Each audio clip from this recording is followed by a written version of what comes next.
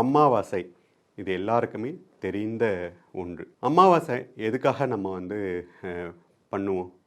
பித்ருக்கள், அதாவது நம்ம பெரியோர்களுக்கு நம்ம வீட்டில் பூஜை செய்வோம். இதில் நிறைய பேர் இந்த தவறை செய்துட்டு இருக்காங்க. அதாவது அமாவாசை அப்படின்னா வீடை சுத்தம் பண்ணுவோம், எல்லாமே பண்ணுவோம். என்ன பண்ணுவாங்க அப்படின்னா, சாமிக்கிட்ட இலை போட்டு அங்கே சாப்பாடு வச்சு சாமிக்கிட்ட கற்பூரம் காமிச்சு நம்ம வணங்குவோம். ஸோ அது மிகப்பெரிய தவறு. அதை செய்யவே கூடாது. அமாவாசை அன்னைக்கு நம்ம வீட்டு வெளியில் கோலம் போட மாட்டோம். ஏன் அப்படின்னா, எல்லாருக்குமே தெரிஞ்ச ஒன்று தான். அதாவது சுவாமியை நம்ம எப்போவுமே ஒரு பீடத்தில் வச்சுருப்போம்.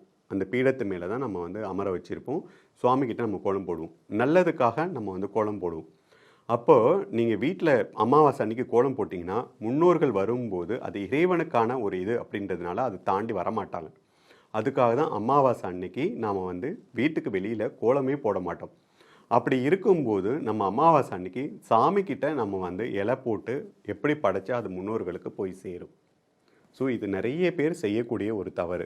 அமாவாசை அப்படின்றது நம்ம முன்னோர்களுக்கான தினம். அன்னைக்கு முழுக்க முழுக்க நம்ம முன்னோர்களை நாம் நினைக்கணும். முன்னோர்களுக்கு தர்ப்பணம் செய்ய முடியாதவங்க, முன்னோர்களுக்கு காரியம் செய்ய முடியாதவங்க, அந்த நாட்களில் நீங்கள் உங்கள் முன்னோர்களை நினைக்கணும் அப்படின்றதுக்காக தான் அமாவாசையை கொண்டு வந்தாங்க.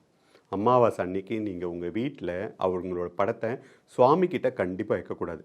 நீங்கள் முன்னோர்களுக்குன்னு ஒரு இடத்த நீங்கள் ஒதுக்கி அந்த இடத்துல நீங்கள் ஒரு விளக்கேற்றி அந்த இடத்துல இலை போட்டு உங்கள் முன்னோர்கள் படம் இருந்து அந்த இடத்துல வச்சு, முன்னோர்கள் படம் எங்ககிட்ட இல்லைன்றவங்க வெறும் விளக்கை மட்டும் ஏற்றி அந்த இடத்துல நீங்கள் இலை போட்டு படைச்சி தான் உங்கள் முன்னோர்களை வணங்கணும் அப்படின்றத நான் இது மூலமாக கேட்டுக்கிறேன்.